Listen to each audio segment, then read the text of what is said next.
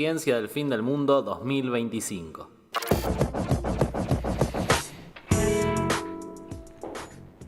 Teníamos un paquete tapaba todo de bizcochitos, sigue haciéndolo, así que vamos a correrlo.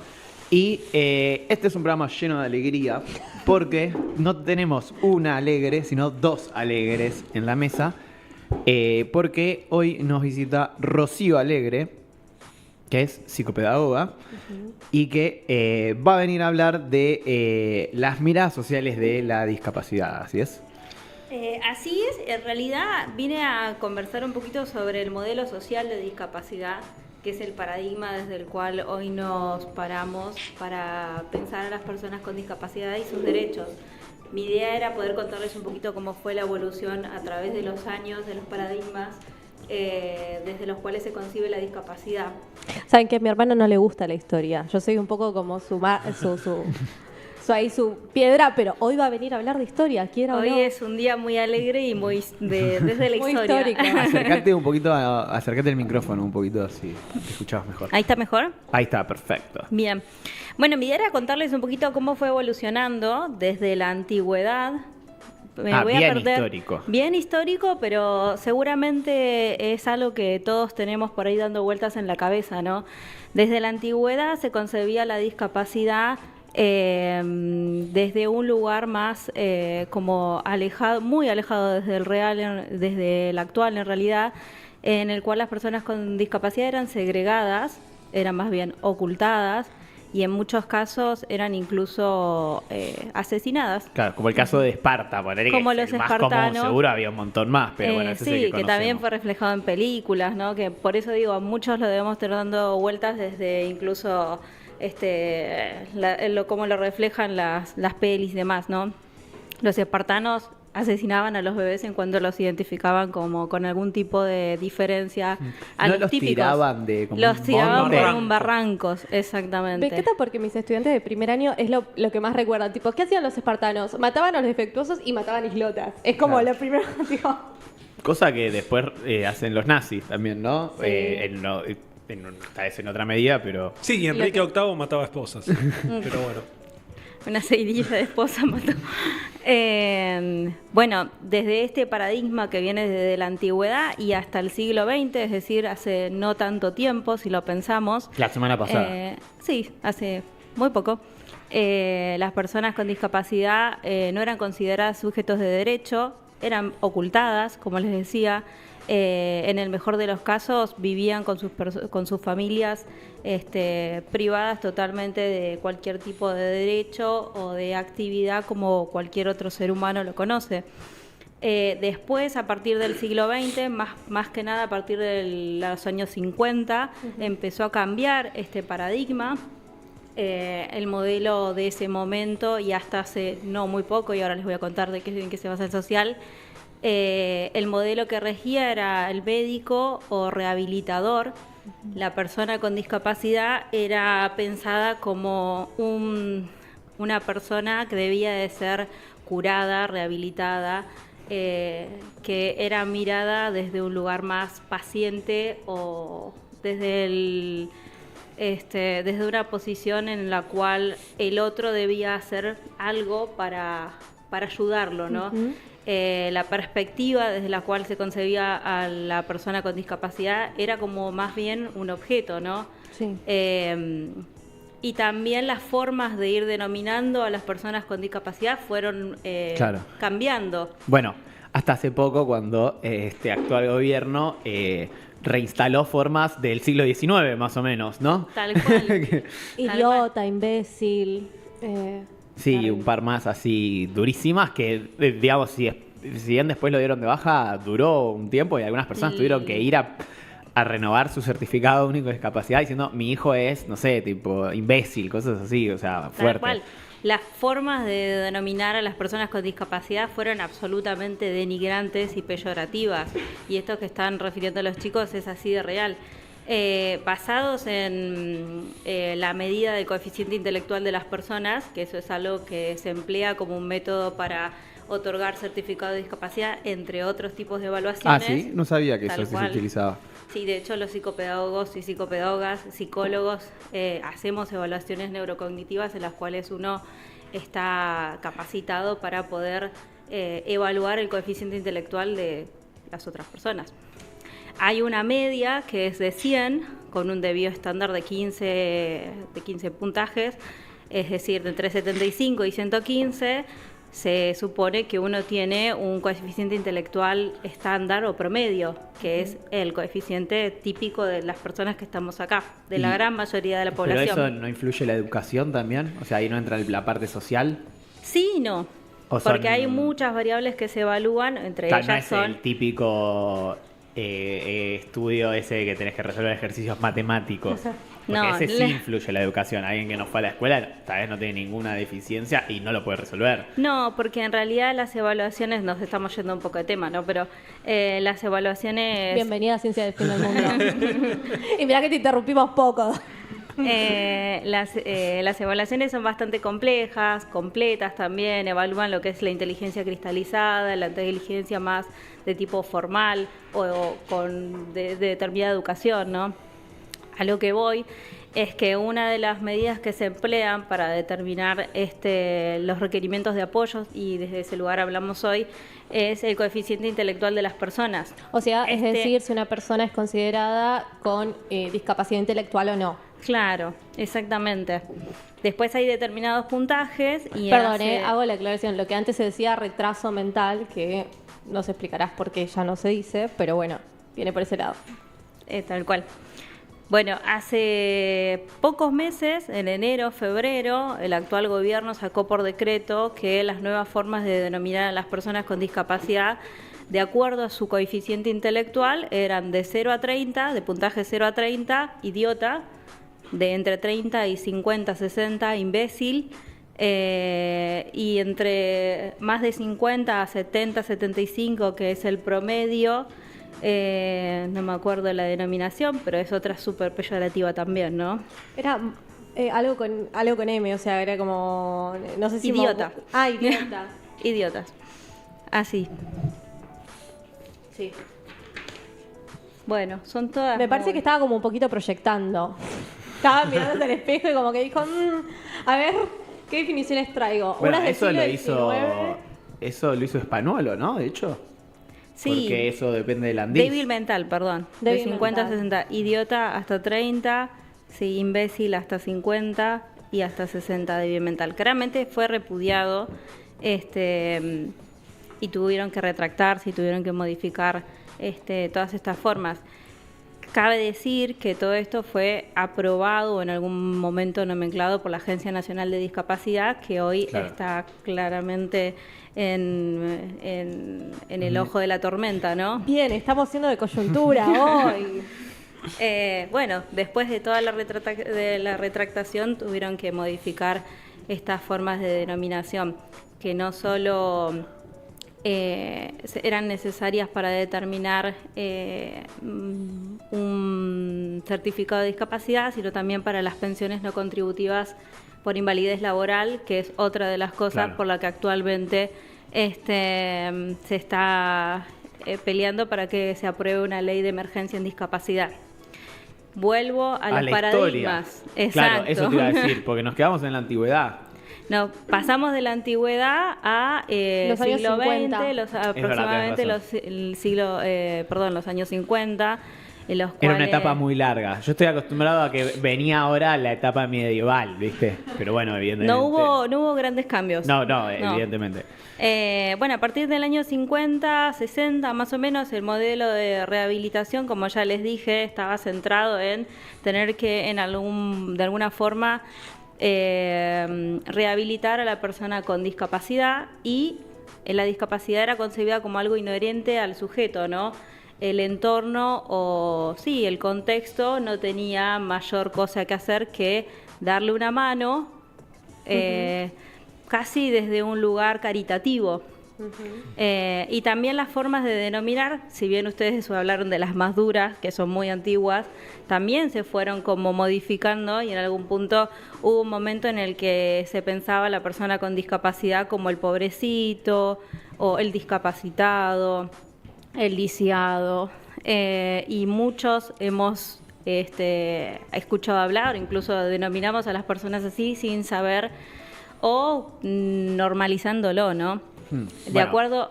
Una de las escenas más famosas de la historia de la televisión es Pensé lo Maldita mismo. lisiada. Así que, Como un insulto. sí, obvio. Y tantas otras que tampoco vamos a ahondar, muchas que conocemos, ¿no? Actualmente el paradigma social de la discapacidad lo que pondera es que la discapacidad no es una cuestión inherente al sujeto, sino que es el resultado de estas capacidades, o más que capacidades, de la característica de la persona en interacción con las barreras y las posibilidades de acceso que tiene en relación a su entorno. Y cuando hablamos de entorno no hablamos solo de la familia o de aquel que esté más cercano e interesado por esa persona, sino a todos como sociedad y como comunidad. Entonces, el paradigma social de la discapacidad, que tiene un fuerte resguardo a partir también de la Convención de los Derechos de las Personas con Discapacidad, a la cual Argentina adhirió, y es una convención de carácter internacional a la que también adhirieron muchos otros países a partir del año 2006. En 2008 en realidad formó parte de la Constitución argentina. Lo que viene a traer es justamente un documento que da mayor validez jurídica y peso a los derechos de las personas con discapacidad. O sea, no es que pasa a ser parte de la Constitución, sino que la Constitución lo que dice es que los acuerdos internacionales tienen rango constitucional, ¿no? Exacto. Claro. Sí. La convención tiene carácter constitucional. Claro.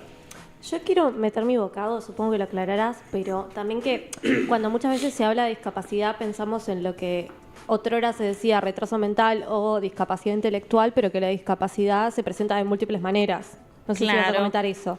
Claro, una de las principales puntos de los que pone en la mesa la convención es la forma de denominar, justamente, ¿no? Antes, como decíamos, había formas ultra peyorativas que este gobierno trajo nuevamente a este año, que formaban parte de la antigüedad, de hecho, y antes de la convención, incluso en el modelo de rehabilitador, se hablaban de todas las características negativas que hacían a la discapacidad que podía llegar a tener la persona, ¿no?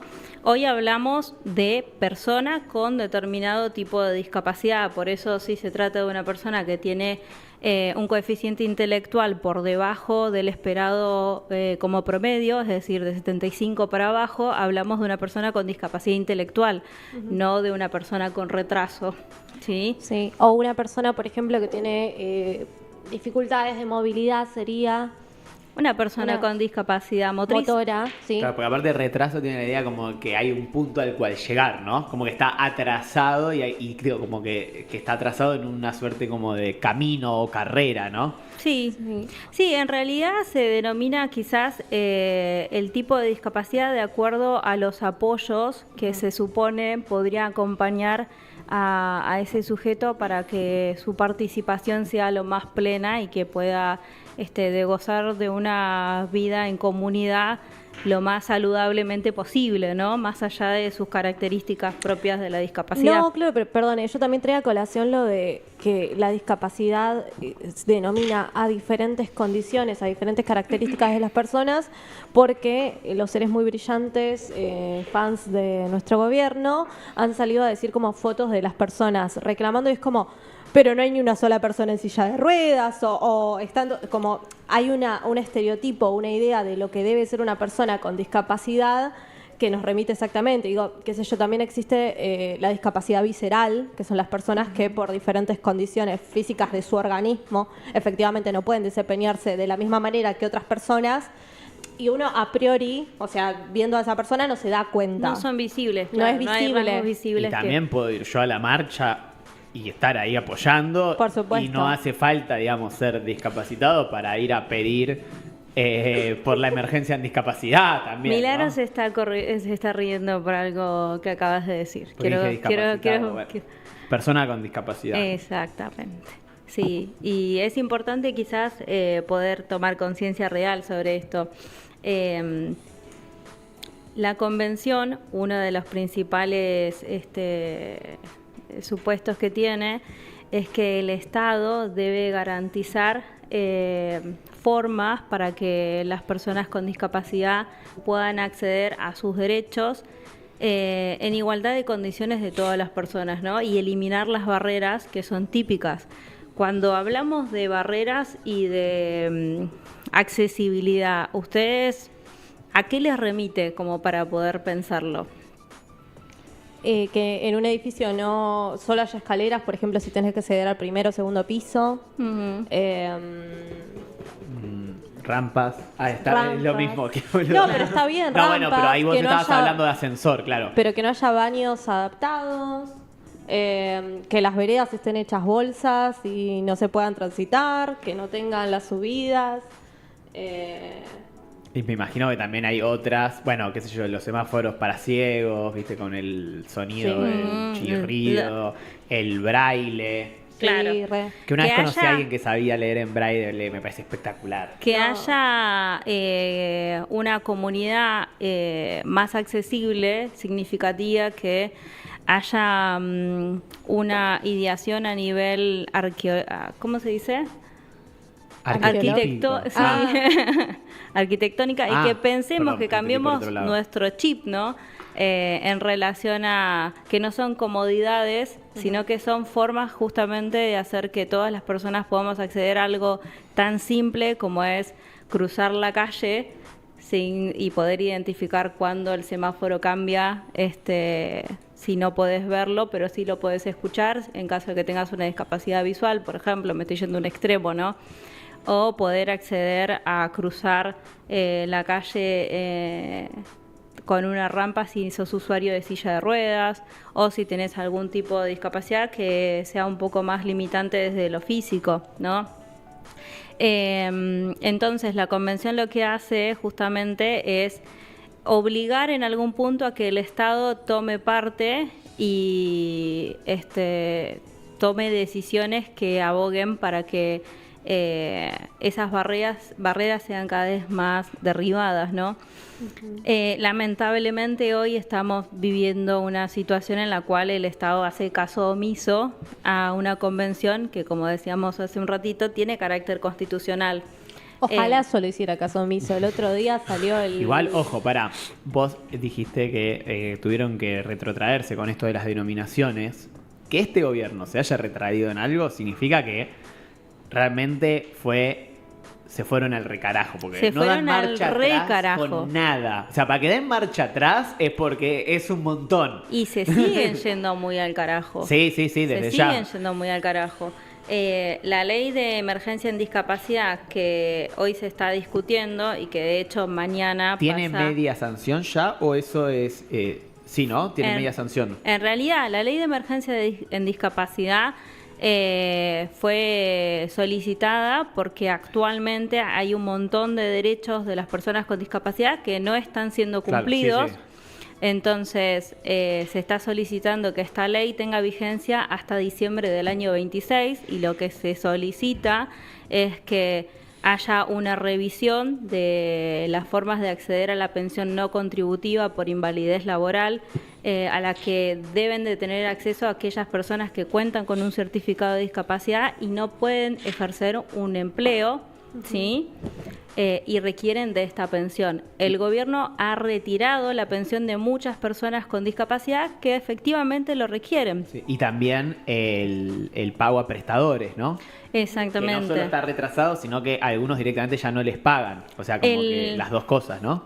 Cuando hablamos de prestadores, hablamos de instituciones, de escuelas especiales, hablamos de profesionales de la salud, hablamos de transportistas y en este caso las coberturas, que son quienes deben de hacerse cargo de estas prestaciones, y en otros casos incluir salud, que es el programa del Estado al que se pueden afiliar las personas con discapacidad que no cuentan con una obra social, deben de cubrir estas prestaciones. Después hay otras prestaciones que son menores, que por ahí son invisibles para la gran mayoría de las personas porque no las registran, que también son derechos y cuestiones de accesibilidad que requieren las personas con discapacidad, no todas, pero muchas sí, como son determinados medicamentos, como son pañales, como son fórmulas. Hay muchas personas que tienen diferentes tipos de alimentación, no solo oral, tienen cuadros médicos que requieren de controles periódicos y de especialistas que a veces son muy difíciles de acceder.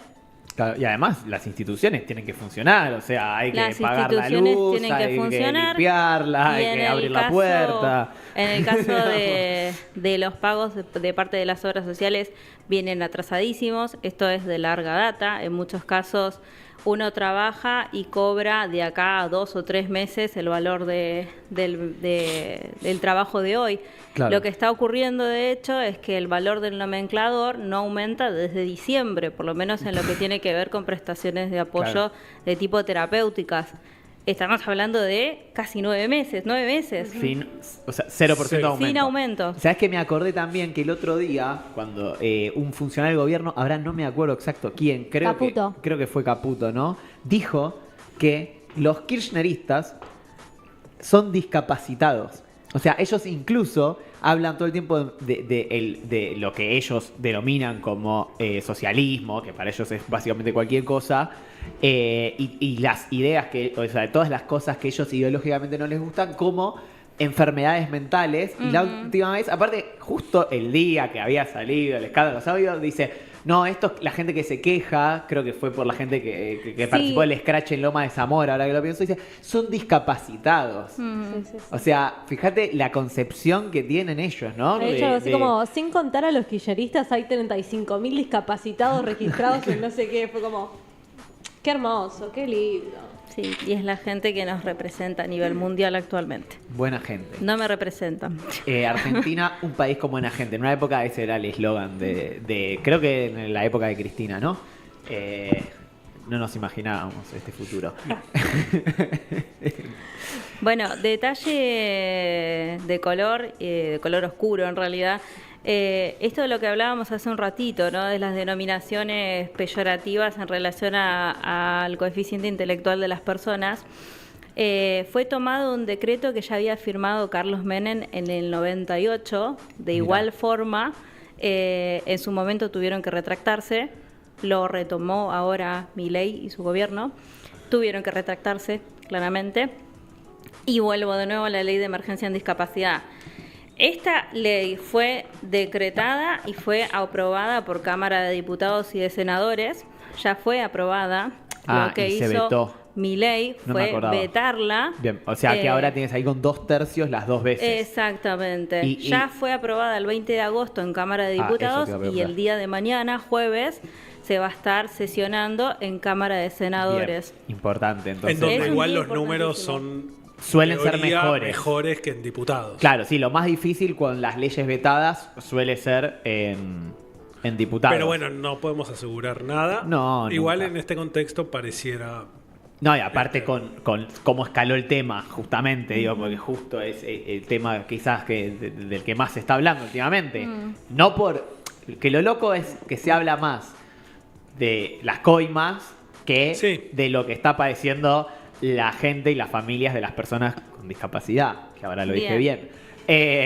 Yo la otra vez, justo el día que se votó en diputados, ahora que me acuerdo, que fue la semana pasada, ¿no? Fue hace 20 de agosto. dos semanas. Por eso, Llovía a mares. Bueno, Era el día eso. que se cayó el cielo.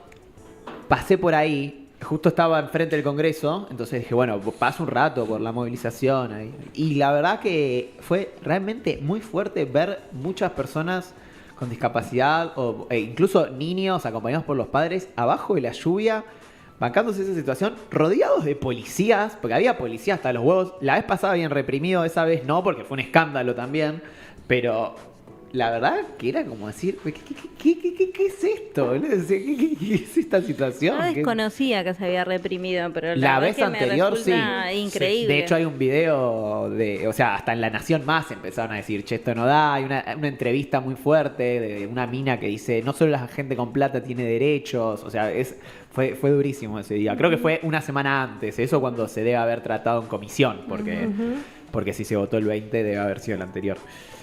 Bien. Y otra de las cosas que se propone en la ley de emergencia en discapacidad es que se cumpla el 4% del cupo laboral para personas con discapacidad. Así como hay un cupo laboral para personas trans, ¿dije Había, bien? lamentablemente, Ya no lo había. hay. Bueno, les cuento que hay también por normativa, por ley, no me acuerdo el número de la ley, discúlpenme. No, acá queremos precisiones, Rocío. La próxima vez. Te lo debo. Es el 4% y bueno, claramente no se está cumpliendo, ¿no? Este 4% por normativa debería de cubrirla, no de poder el Estado, ¿no? En cuanto a la contratación de personas con discapacidad. Sí, yo recuerdo, perdón, el caso que, Dios, ¿en cuál de todos los despidos de la gente que trabaja para el Estado había una chica que trabajaba en alguna, no me acuerdo si era en lo que otrora se llamaba FIP o qué, que era una chica con discapacidad visual que para despedirla le mandaron un mail que por ende no lo podía leer.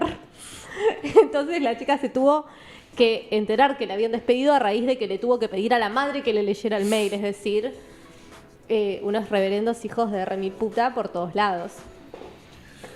En fin, bien. No me quedó claro lo que pensás, Lili. No, sí. Bien, bueno, ¿querés agregar algo más, Rocío? Para descomprimir. Para Algo- descomprimir, no, quería sugerirles algunas series y películas en las cuales por ahí está bueno que las puedan ver, o al que quiera, ¿no? Obviamente. La temática tiene que ver con discapacidad y por lo menos todas las que yo vi hasta el momento tienen más un carácter cómico. No quiere decir que nos riamos de la discapacidad, sino que muchas de estas series o películas, o incluso hay un humorista que les quería sugerir, se ríen un poco de cómo la sociedad en algún punto reacciona ante las personas con discapacidad. Van a ver también personas con discapacidad en situaciones un poco hilarantes. La más típica, que me imagino muchos vieron, es División Palermo. Obviamente. Muy buena. Esa no solamente está constituida por personas con discapacidad, ¿no? Sino por diversas minorías. Claro, igual también se burla un poco de cómo se le pone a la par una persona con discapacidad con un extranjero, con un judío, ¿no? Claro, cómo se meten en la misma bolsa todas las minorías. Esa serie estaba muy buena en realidad porque no sé si todos pueden hacer esa lectura, ¿no? Pero principalmente se ríe de muchas estereotipias que tenemos las personas sin discapacidad en relación a cómo nos comportamos con las personas con discapacidad, ¿no? Claro. Hay una de las imágenes que es para mí como muy graciosa, es la chica que es usuaria de silla de ruedas, tenía que repartir panfletos, no me acuerdo Sí. qué cosa, en una esquina. Viene una persona, inmediatamente la hace cruzar la calle sin siquiera preguntarle si necesitaba ayuda o si quería o no cruzar la calle, ¿no? Y estas respuestas como a veces típicas que irrumpen en la necesidad de la otra persona o no, ¿no? Después quería sugerirles Ojitos de Huevo, que es una serie mexicana, es también una serie de comedia. Los protagonistas son una persona con discapacidad visual y su mejor amigo de la infancia, que es una persona que tiene encefalopatía, es lo que se conocía como parálisis cerebral. Claro. Los dos son personas sin discapacidad intelectual y su sueño es ser humoristas. Uno ser un humorista, stand-upero, y el otro es como su manager. Ellos en la vida real, bueno, el protagonista se dedica a la comedia, su amigo que tiene encefalopatía, que son dos actores con discapacidad, También es humorista y es psicólogo. Y es una serie que está muy buena, ¿no? Porque uno puede ver en un tono cómico las peripecias a las que se enfrentan al salir a una sociedad convencional que no está preparada y que no tiene las cuestiones de accesibilidad ajustadas, ¿no? Que era un poco lo que hablábamos antes, ¿no? Cómo el contexto actúa como una barrera y en algún punto hace que la discapacidad sea más visible. Bien. Esto en tono de comedia igual. Okay. Después, Atypical, les quería sugerir.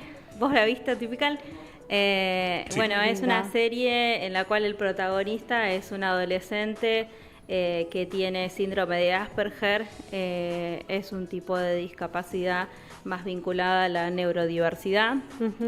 Y bueno, también lo acompaña a él en su adolescencia, en sus vínculos. Como un Becoming Age. Sí. ¿Cómo? Un Becoming Age se llama, como el creciendo. No sé a qué te referís. Es que te va mostrando como la adolescencia hasta la vida adulta y cómo él atraviesa tipo todo eso siendo una persona neurodivergente. Claro, y es una serie bastante realista. Después les quería recomendar Jorge, es una serie la de Malena Pichot. Del equipo de Malena Pichot, que está buenísima también. En este caso, la persona con discapacidad es un actor secundario, podría decirse, claro, ¿no? Que es Jorge, ¿no? No, Jorge es el protagonista. Que le pasa de todo. Sí, el Ludovico se llama el personaje. Ludovico es el actor, el que le alquila el departamento. Sí, exacto. Esa también está muy buena. Y después les quería sugerir a un humorista que me parece espectacular, que se llama Lucho Miranda. Él es chileno. Su espectáculo, su show, no sé bien cómo llamarle, se llama Oscuro. Hace humor negro. Gran parte de su público son personas con discapacidad. Interactúa ahí mismo. Uno puede ver reflejado bien en su interacción, en sus diálogos, a cuáles son los desafíos a los que se enfrentan las personas, y no sé de qué manera siempre termina sacando algún chiste que genuinamente hace que uno se ría, ¿no? No de la persona con discapacidad, sino de estas situaciones, y también hace que de alguna forma uno visibilice cuestiones que a veces están muy naturalizadas. Sí, y que no te toque ser una pálida, porque si no también es como, o sea, salir de ese lugar, ¿no? Que sea todo... Sí, como que hace descomprimir un poco y también como que uno puede como... No es como una doble condena, como, no, además ahora todo tiene que ser terrible y la historia tiene que ser terrible y todo sufrimiento y nadie se puede reír y como... o sea, me parece también la igualdad tiene que ver con eso, ¿no? Que todos podamos cagarnos de risa de las cosas que nos pasan en la cotidianidad. Tal cual. Bueno, eso era un poco. ¿Y qué tema elegiste? Me robaste las palabras. Elegí como tema El Reino del Revés, de María Elena Walsh. Un poco en relación a las obligaciones que tiene nuestro Estado y gobierno, que bueno, están yendo absolutamente en contra de muchas de las cosas que hablamos, que tienen, como les decía antes, carácter constitucional. Bien, muchas gracias, Rorro. Vamos a ver cómo es